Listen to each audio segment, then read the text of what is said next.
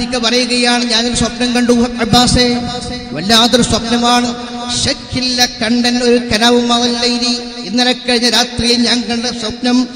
ആ സ്വപ്നം എന്നെ വല്ലാതെ ഭയവിഹ്വലയാക്കുന്നു. ഒരു ചെറുപ്പക്കാരൻ ഷാബണ്ടൊരൊട്ടകം ഏറി നിണ്ട് ബത്ഹായിൽ അങ്ങാടിയിൽ വന്നുകൊണ്ട് ഒട്ടകപ്പുറത്ത് കയറിയുന്നുകൊണ്ട് ഒരു ചെറുപ്പക്കാരൻ വിളിച്ചു പറയുന്നു. അദ്ദേഹത്തെ രണ്ട് കൈകളും ആ കൈകൾ തലയുടെ മേലേക്ക് വെച്ചുകൊണ്ട് ഉറക്കെ വിളിച്ചു പറയുകയാണ്, തിക്കത്തിൽ നീല പതംഗം നീതി തൻ ഹസ്തത്താൽ ശിദ്ദത്ത് സൈഹത്ത് ഖാലനാദിയൻ വേഗത്താൽ. ഒരു നീല പതാക അയാൾ ഉയർത്തിപ്പിടിച്ചു.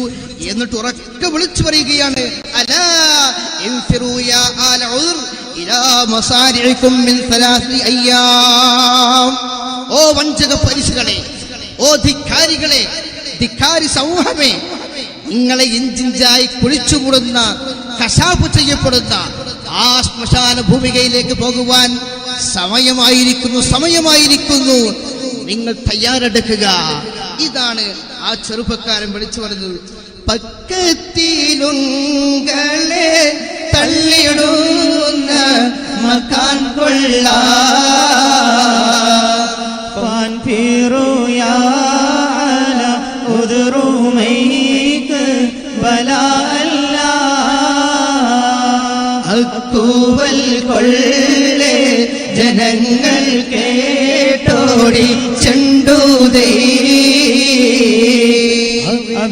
വിട്ടോട്ടക കാരനപ്പോൾ നടന്തൂതേ.